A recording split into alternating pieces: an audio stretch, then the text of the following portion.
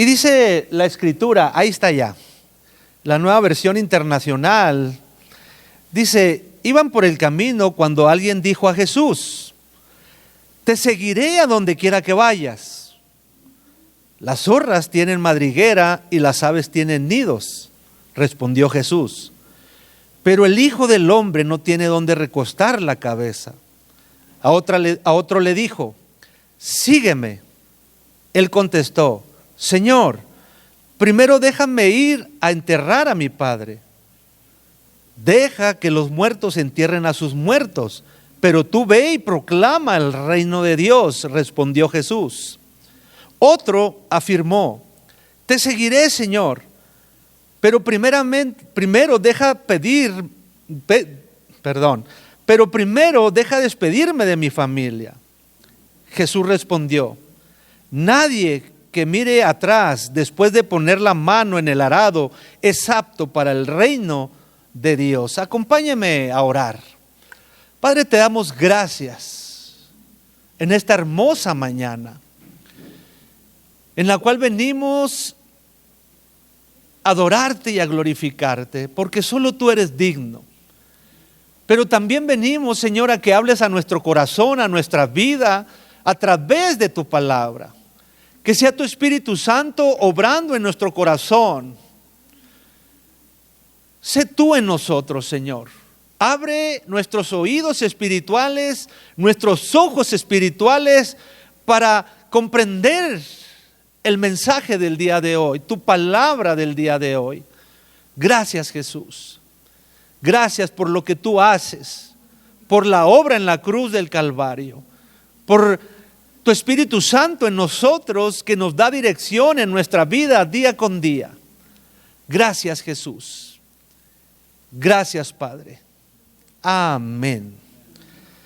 Puede tomar su lugar. Qué bendición que esté aquí con nosotros para escuchar la palabra del Señor. Hoy tenemos algunos que están fuera, que salieron de la ciudad, otros que no pudieron venir. Pero qué bueno que usted está aquí para recibir la palabra del Señor, para entender y comprender lo que Dios tiene para nosotros en esta mañana.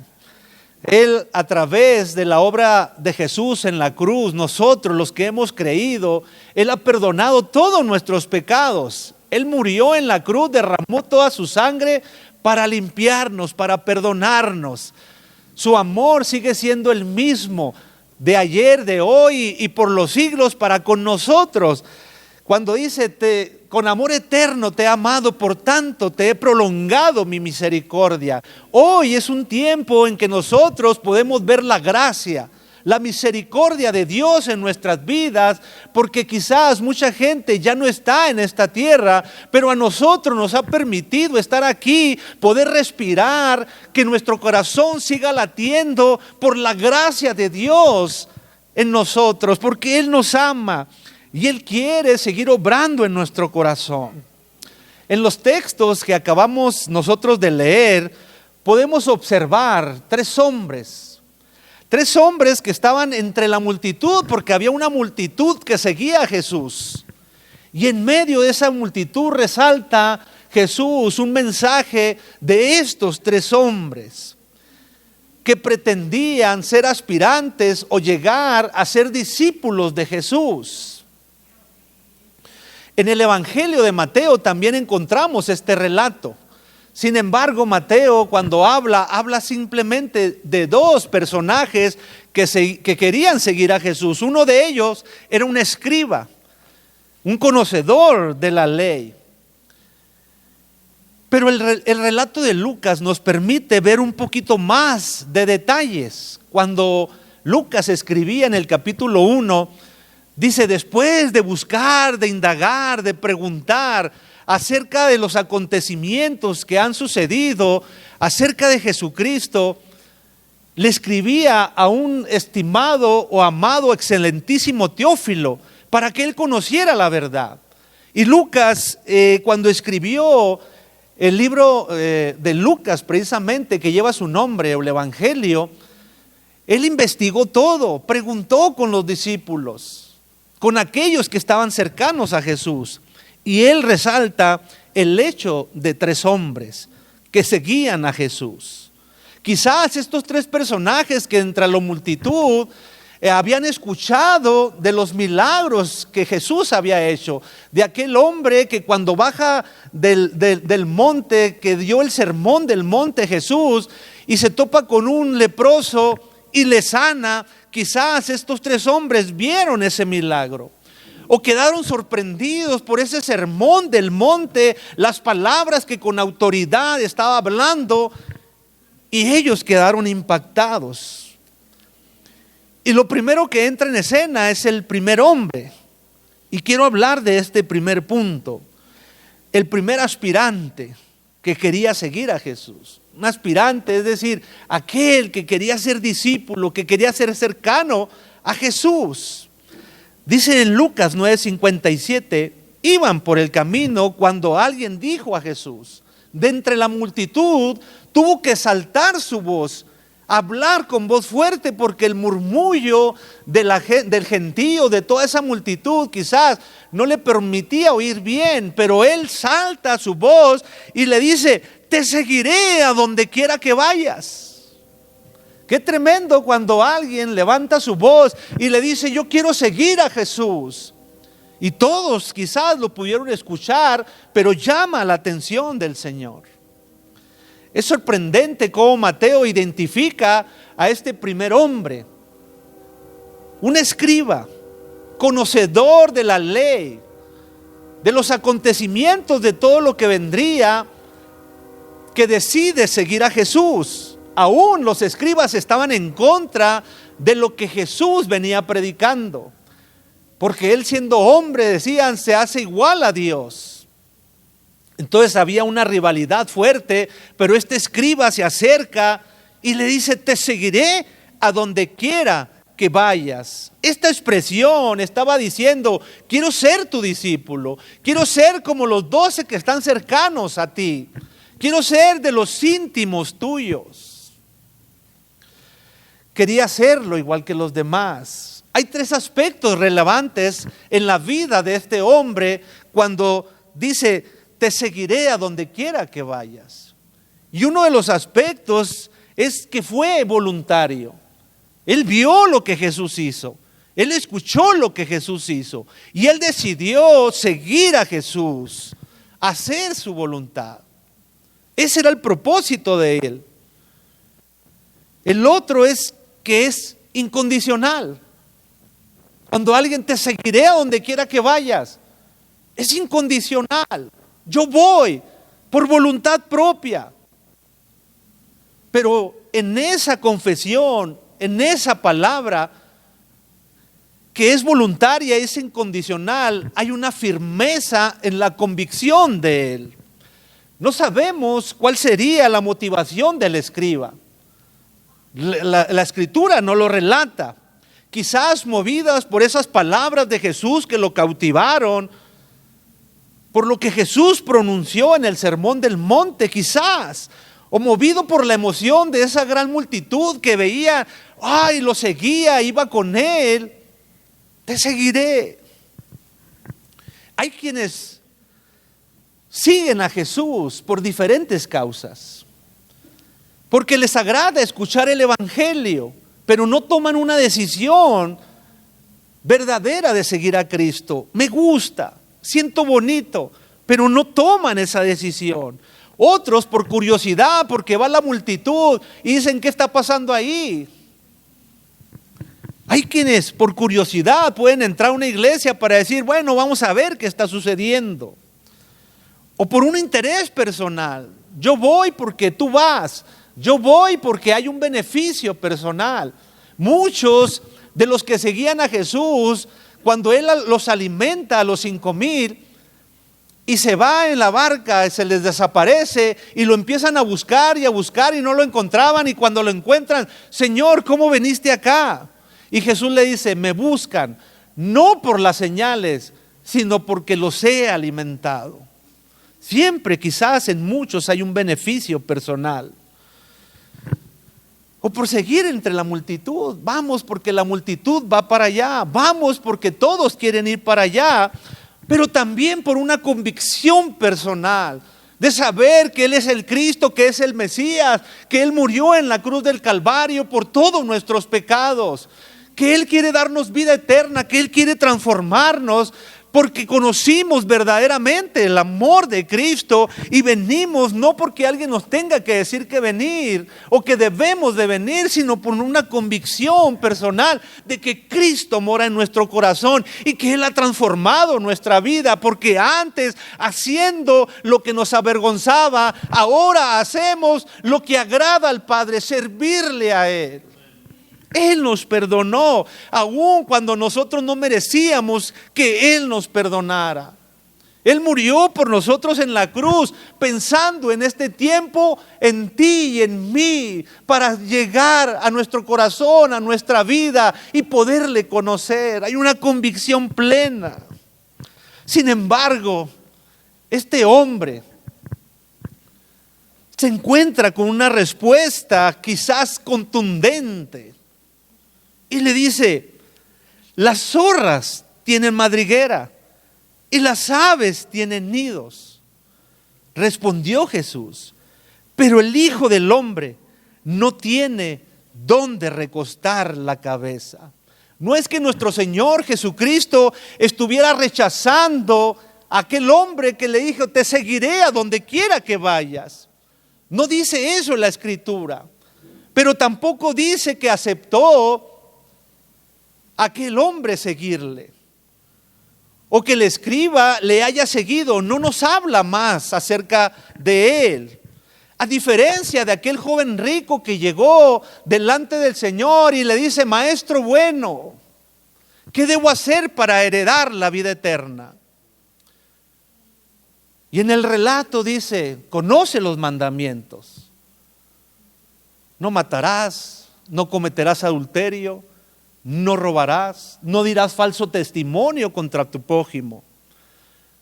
Honrarás a tu padre y a tu madre y amarás a tu prójimo como a ti mismo. Y le dice: todo esto lo hago desde mi juventud. Y Jesús le responde: si quieres ser perfecto, anda, ve y vende todos los bienes que tienes y dalo a los pobres. Pero él se dio la vuelta entristecido en su corazón, porque tenía muchas propiedades. No es que Dios esté en contra de aquel que tiene económicamente, sino que el corazón del hombre se va a las riquezas y no pone a Dios en primer lugar. Conozco innumerables hombres de Dios que tienen posesiones, que tienen una economía muy fuerte, pero que siempre está Cristo en primer lugar. Eso es lo que le estaba cuestionando Jesús. Él conocía su corazón plenamente. No había necesidad de que nadie le dijera: oye, él tiene muchas propiedades. Conocía Jesús su corazón. Por eso lo confronta con su realidad, con aquello que era primer lugar en su vida. Aunque guardara todos los mandamientos, no estaban en primer lugar. Dios no era el primer lugar, eran las posesiones que él tenía. La enseñanza es que seguir a Cristo es un asunto del corazón. Del corazón. ¿Dónde está tu tesoro? Dice la Escritura: ahí está tu corazón. La pregunta es: ¿dónde está nuestro corazón? La respuesta de Jesús: las zorras tienen madriguera y las aves tienen su nido. Es decir, esta expresión que está hablando denota las posesiones de las zorras y de las aves. Las zorras, ahí en su casa atrás hay un cerro, se ven los cerros muy grandes. Y un día yo decía: puede haber animales ahí. Y me puse a aventar huesos, pedacitos de pollo ahí que quedaban o algo. ¿Y cuál fue mi sorpresa? Que se empezaron a acercar zorritos grises. Y cuando lees acerca de los zorros, dice que ellos son muy territoriales, que ellos permanecen en madrigueras, que hacen sus cuevas y ahí tienen a sus crías, pero que son territoriales y no son de andar saliendo a otros lugares, sino que ese lugar es su posesión. Cuando habla de los nidos, es igual, los pajaritos hacen su territorio, sus nidos, y cuando viene otra ave, oye, empiezan a pelear por el territorio de ese lugar. No se mueven tan fácilmente. Pero el Hijo del Hombre no tiene dónde recostar su cabeza. No refiere que Jesús dijera, no tengo dónde dormir, o dónde comer, o dónde descansar. No está diciendo a eso, sino que Él decía, no tengo algo propio en esta tierra. Cuando Él nació en un mesón, en un establo, donde le daban alimento a los animales. No tenía una casa propia, sino que cuando Él salía, iba avanzando, Él se quedaba en la casa de sus discípulos o en la casa de sus amigos. No había una propiedad. La barca o las barcas en el que Él viajaba no eran de Él, eran prestadas. La túnica que Él traía se la habían hecho las mujeres. Aún la cruz en que fue crucificada fue puesta por los romanos. No tenía nada propio. Y cuando es sepultado, ni siquiera la tumba era de Él. Era de José de Arimatea, un hombre rico que seguía a Jesús. Tú y yo sabemos que Él, como dice Colosenses, creó todas las cosas, porque por medio de Él fueron creadas todas las cosas en el cielo y en la tierra, visibles e invisibles, sean tronos, poderes, principados o autoridades, todo ha sido creado por medio de Él y para Él. Él siendo rico, se despojó de todo. Él siendo Dios, se despojó de todo. Dice Pablo cuando le escribía, usado por el Espíritu Santo a los corintios, ya conocen la gracia de nuestro Señor Jesucristo, quien era rico y por causa de ustedes se hizo pobre, para que mediante su pobreza ustedes llegaran a ser ricos. Él siendo Dios se despojó de todo, se hizo hombre y bajó a las profundidades de la tierra, para que tú y yo pudiéramos ser ricos en Cristo. Y hoy, como lo hemos dicho antes, somos verdaderamente ricos, hablando espiritualmente, en Cristo. Seguir a Jesús significa negarse a sí mismo. En Lucas 9:23, que antecede a lo que estamos leyendo, si alguno quiere venir en pos de mí, niéguese a sí mismo y tome su cruz cada día y sígame. Significa dejar nuestros propios planes, dejar nuestros propios deseos, dejar nuestros propios sueños para hacer la voluntad de Él. Significa poner en primer lugar a Cristo antes que toda nuestra propia comodidad. Significa poner a Cristo en primer lugar antes de todo lo que poseemos. Eso es negarse a uno mismo. Amén. Significa amarlo a Él por sobre todas las cosas.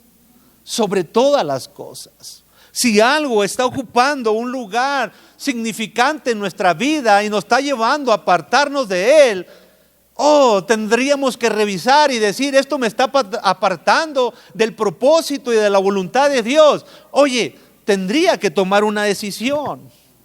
Este hombre gritó fuertemente y habló, te seguiré a donde quiera que vayas. Nuestra vida no está aquí, aunque somos peregrinos. Nuestra vida está en los cielos, de donde pertenecemos. Buscad las cosas de arriba. Buscad las cosas de arriba. El segundo aspirante, a diferencia del otro, recibe un llamado de Jesús, que ese es el punto número 2 que quiero hablar. Lucas 9:59 al 60. A otro le dijo: sígueme.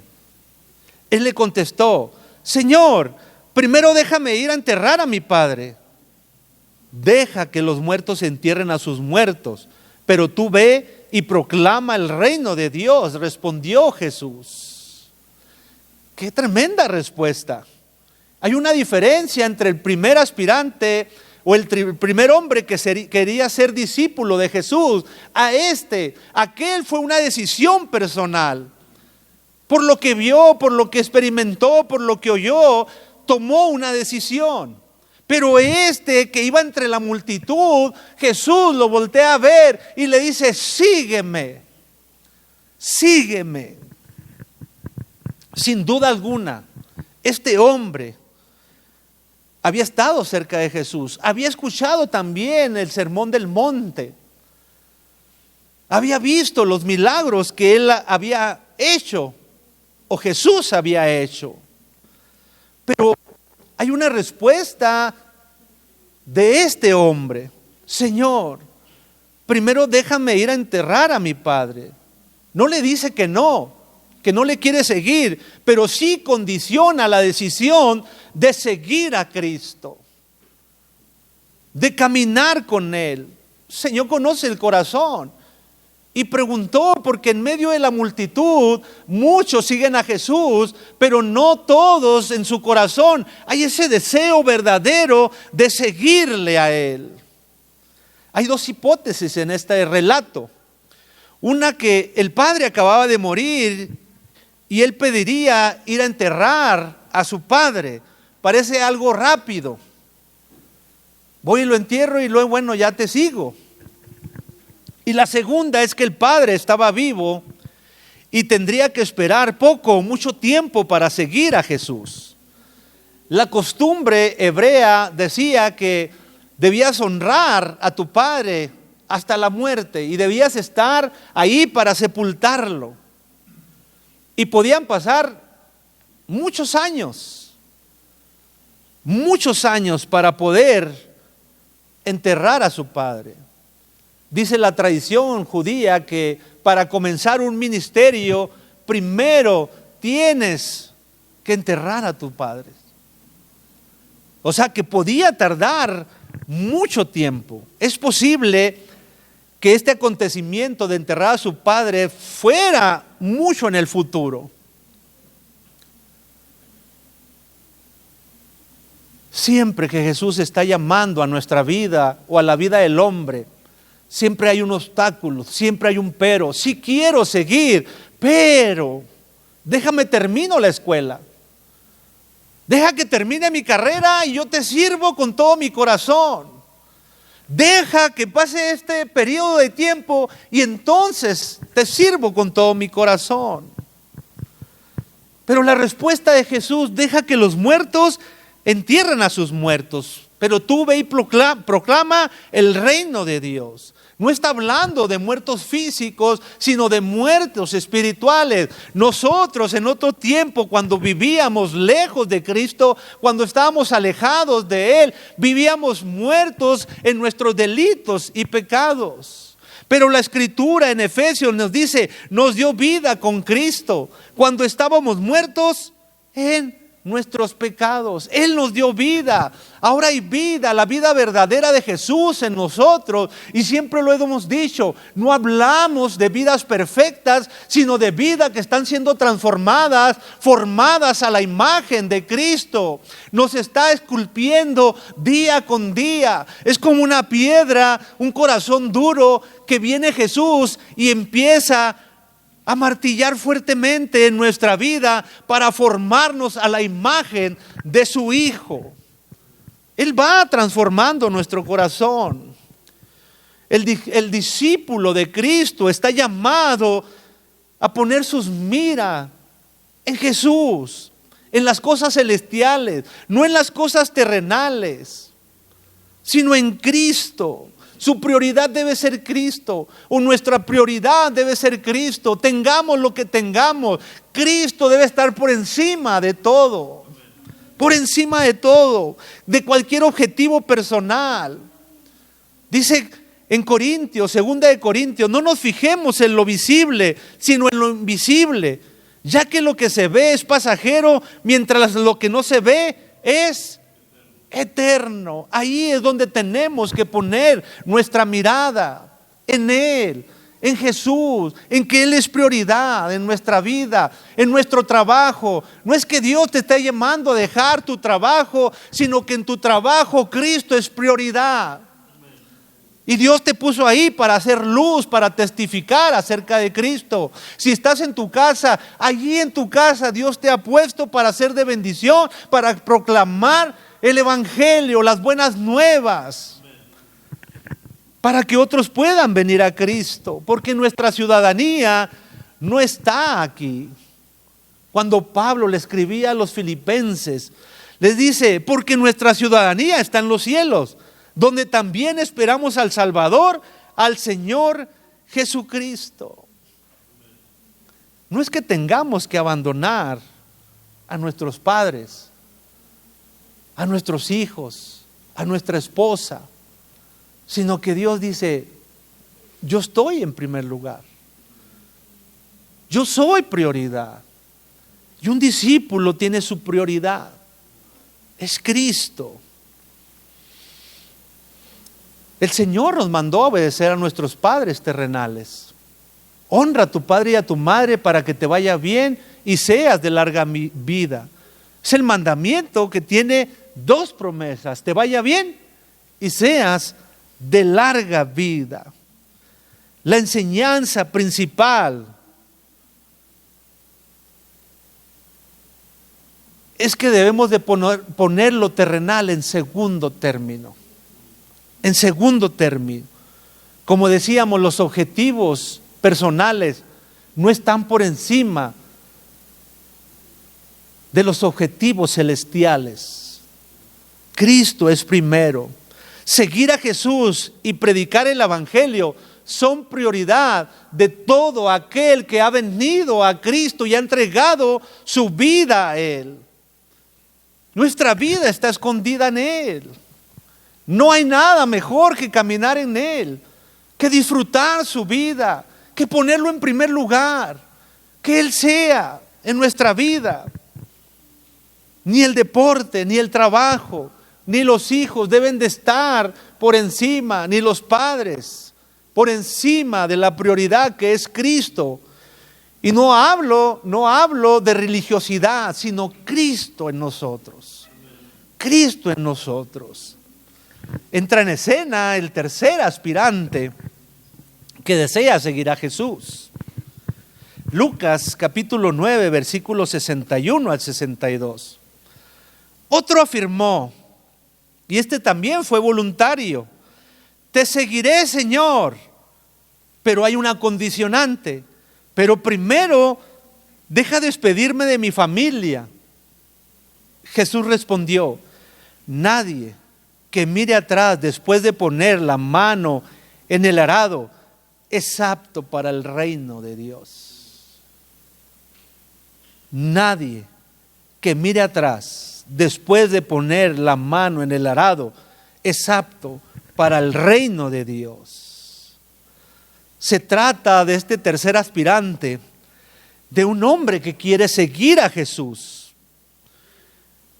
Este hombre también se ofrece a sí mismo al igual que el primero, pero rápidamente pone una objeción. Sí, públicamente te seguiré, Señor, pero déjame ir a enterrar a mi padre. Bueno, perdón, este es despedirme de mi familia.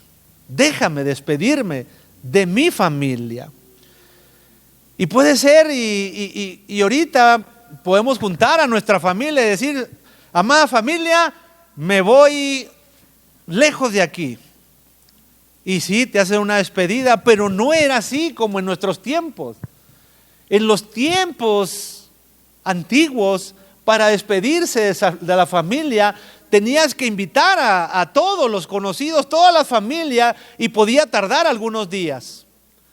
Y cuando ya estaba toda la familia, hacían un banquete, una cena, una comida que se llevaba hasta las tardes, hasta el anochecer, y la familia le decía: quédate otro rato aquí con nosotros, duerme. Y al día siguiente era igual, era festejar, y así eran varios días, hasta que el hombre tomaba una decisión de decir: ya me voy. Tomaba la determinación. Así es que esta objeción de este hombre podía tardar días, meses, inclusive podía llegar a ser convencido de que no se fuera. Entonces no era algo sencillo. Siempre había una objeción, tanto como este segundo, como este tercero, como el primero. Hay una objeción. Lucas nos sigue diciendo: nadie que mire atrás después de poner la mano en el arado es apto para el reino de Dios. Jesús toma como ejemplo el labrar la tierra. Cuando en la época antigua y aún en este tiempo, para labrar la tierra con bueyes y el arado, el hombre o el agricultor tenía que poner un punto fijo de aquel lado al final, y era lo que él veía, el punto fijo. Él no podía perder de vista ese punto fijo que tenía ya. Iba arando y iba viendo el punto para no desviarse. Si él volteaba hacia atrás, tenía el riesgo de que los animales fueran para otro lado, se desviaran.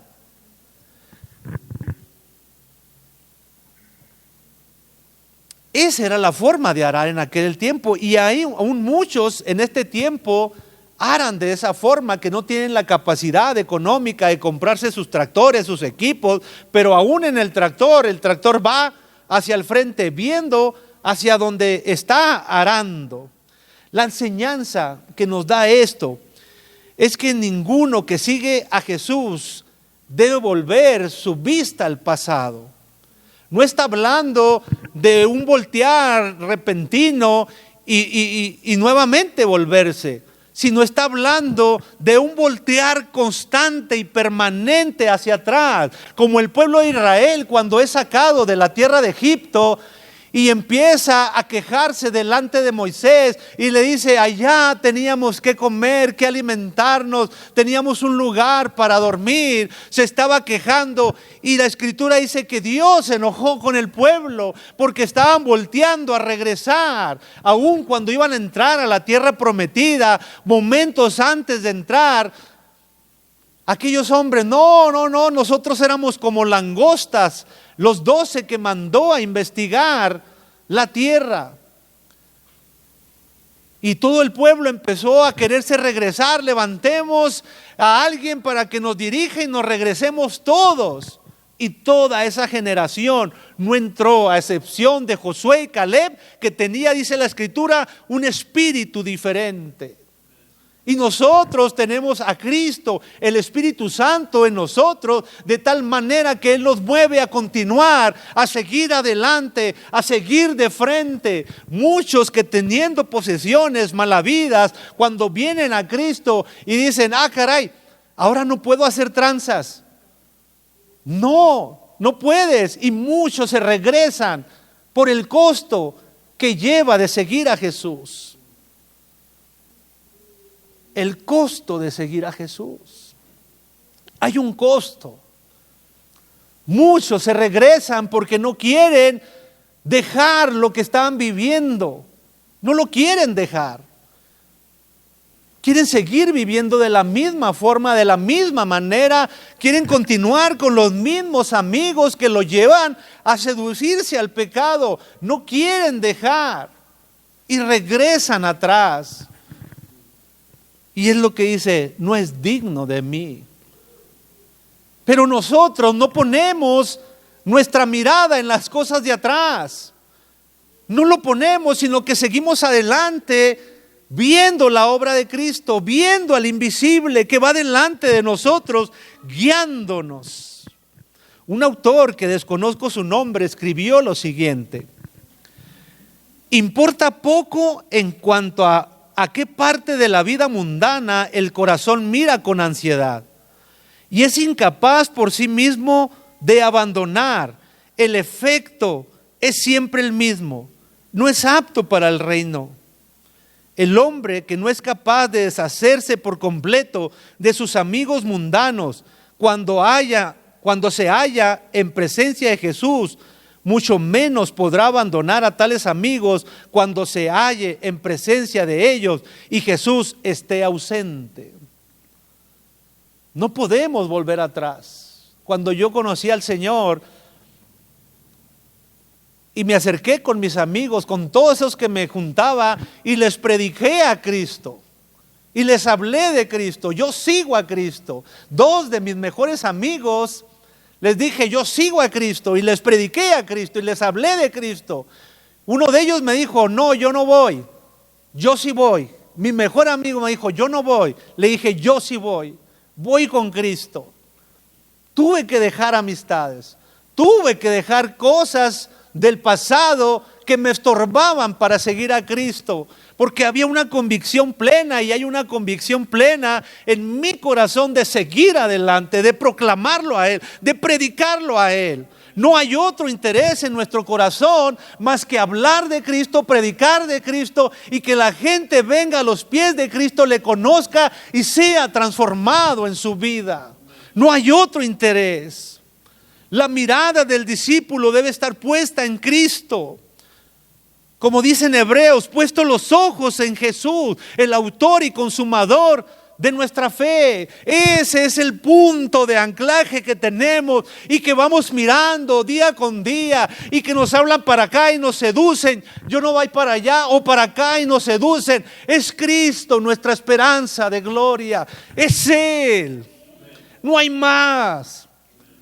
No hay más, somos peregrinos en esta tierra, disfrutemos de su presencia, ven a Cristo. Él está haciendo un llamado el día de hoy a nuestra vida para que tomemos una decisión firme de seguir a Cristo, de seguirlo a Él. Hay una exhortación de Jesús de poner nuestra mirada en Él y de apartarla de todo aquello que nos impide. Quiero ir concluyendo con esto. Sigamos la pisada de nuestro Señor Jesucristo, de nuestro Señor y Salvador, como viendo, decía Pedro, al invisible, siguiéndole a Él. Deberíamos de preguntarnos el día de hoy en nuestro corazón, ¿verdaderamente estoy siguiendo a Cristo? ¿O estoy poniendo la mirada en las cosas pasajeras de esta tierra? No tengas temor por lo que va a acontecer. No tengas temor por lo que quizás estés batallando en tu vida, que te esté estorbando. Solamente dile, Señor, permíteme hacer tu voluntad. Y cuando tu oración es decirle, Señor, quiero hacer tu voluntad, Dios hace y produce en nuestro corazón el querer como el hacer por su buena voluntad. Grandes multitudes seguían al Señor. Lucas nos dice en 14, grandes multitudes seguían a Jesús y Él se volvió y les dijo, si alguno viene a mí y no sacrifica el amor de su padre y de su madre, o a su esposa y a sus hijos, a sus hermanos y a sus hermanas, y aún su propia vida, no puede ser mi discípulo. Y el que no carga su cruz y me sigue, no puede ser mi discípulo. Jesús está demandando una actitud, o no está demandando una actitud de odio contra nuestra familia. No es eso, sino que rechaza todo aquello que represente un estorbo para seguir a Jesús. Él está ejemplificando los valores más elevados en nuestra vida. Nuestra familia es un valor elevado en nuestra vida. Pero Él dice, aún ellos tienen que estar en segundo término. Yo soy primero.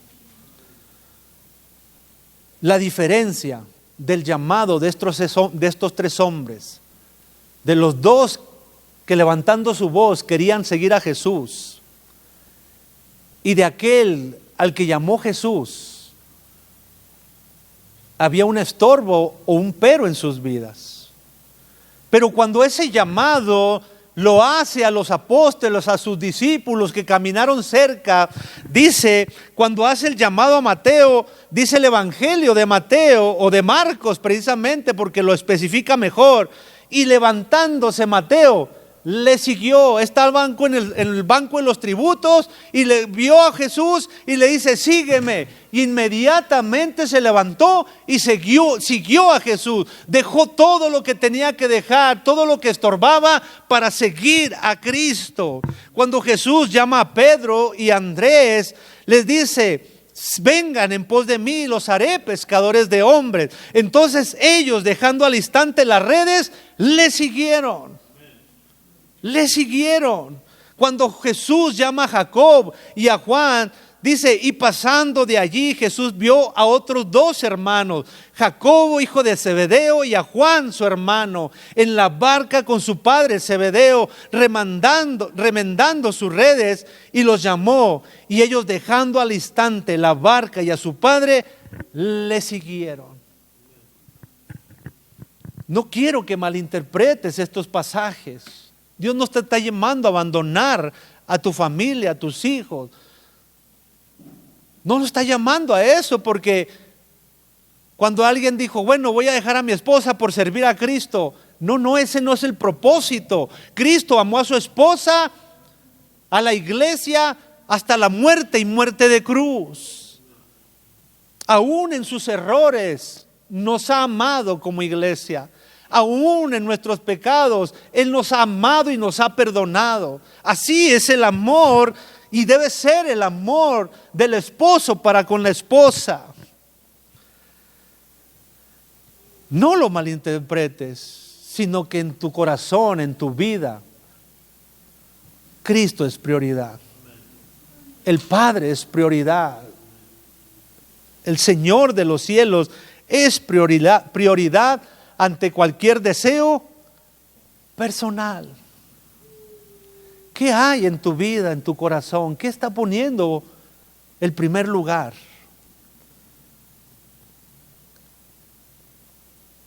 ¿Qué es lo que ocupa en nuestro corazón el primer lugar? ¿Los amigos? Quizás el deporte. Quizás el sobresalir en algo, no sé. Tú conoces tu corazón, tú conoces tu vida, yo no la conozco. Dios conoce perfectamente nuestro corazón y nuestra vida. Hay un llamado de seguir a Jesús, pero hay un costo de seguirle. Y el costo a veces no todos lo quieren llevar. O no todos lo queremos llevar. No todos queremos decir, yo voy, Señor, yo voy. Si tengo que dejar lo que me está impidiendo buscarte, seguirte, lo voy a dejar. Por amor a Cristo. Es buscarlo a Él, deleitarnos en Él.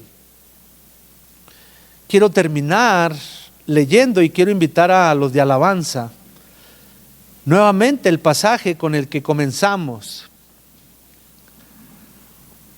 Iban por el camino cuando alguien dijo a Jesús, te seguiré a donde quiera que vayas. Las zorras tienen su madriguera y las aves tienen nidos. Hay un costo de seguir a Jesús. El Hijo del Hombre no tenía en qué recostarse. No tenía un lugar aquí en esta tierra, todo era prestado. La enseñanza es que las posesiones de esta tierra no deben ser prioridad. No digo que no busques prosperar. Prospera, trabaja duro, échale ganas en todo. Sé el primero en tu trabajo, pero presenta a Cristo en todo. Que sea Cristo en todo. Que sea Él el Señor verdaderamente en nuestras vidas y que lo que Él nos da lo pongamos a su disposición y decir: Señor, lo que yo tengo no es mío, es tuyo.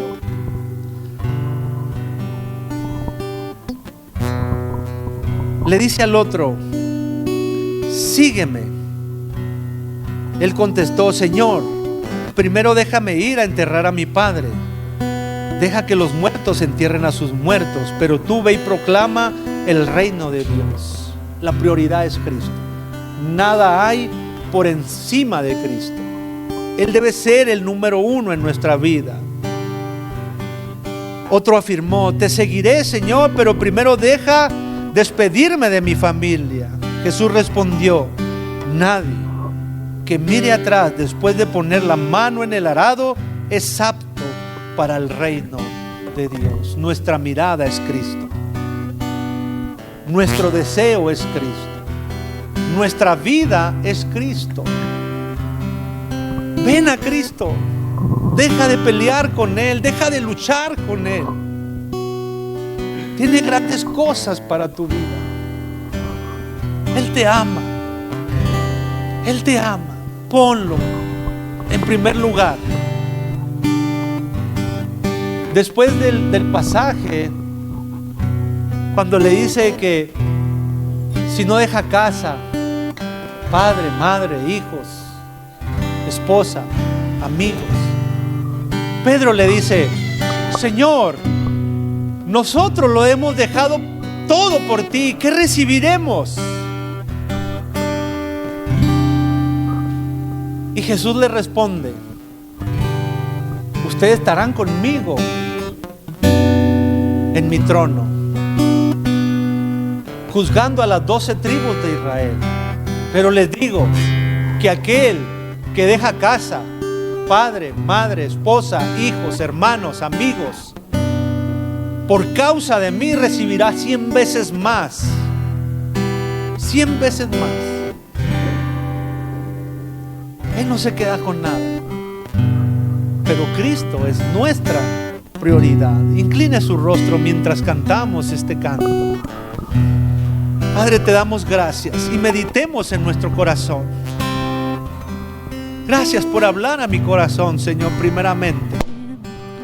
Gracias porque tú nos enseñas tu palabra que tú eres prioridad en nuestra vida y que tú debes ser prioridad, amando a Dios por sobre todas las cosas, con todas nuestras fuerzas, con toda nuestra mente, con todo nuestro corazón. Que tú seas prioridad en nosotros y que el llamado de decir sígueme, nosotros podamos levantar la mano con toda libertad y seguirte a ti. No importando lo que venga adelante, no importando lo que nos preocupa adelante, Señor, sino hoy pensando en lo que tú estás haciendo en nuestras vidas. Que seas tú la prioridad número uno en nuestro corazón, que no haya más. Obra en nuestro corazón, Señor. Que no seamos de los que voltea atrás para voltear a ver el pasado, para decir que había cosas mejores atrás, sino que tenemos, Señor, por delante una carrera que correr y tú estás, Señor, allá para premiarnos al final de nuestros días. Gracias, Señor, porque todo lo que haces en nuestra vida es para ir puliendo nuestro corazón, nuestras vidas y parecernos más a ti. Gracias, Jesús. Yo te pido por cada uno de los que estamos aquí, que seas tú obrando en nuestro corazón, que seas tú obrando en nuestra vida. Gracias, Señor, porque podemos decir que tú eres nuestro Señor y nuestro Salvador, por la convicción que hay en nuestra vida, en nuestro interior, en nuestro corazón, que hemos creído en el único y verdadero Dios y a Jesucristo, tu Hijo amado, a quien has enviado a morir en la cruz del Calvario para perdonar nuestros pecados. Gracias, Jesús.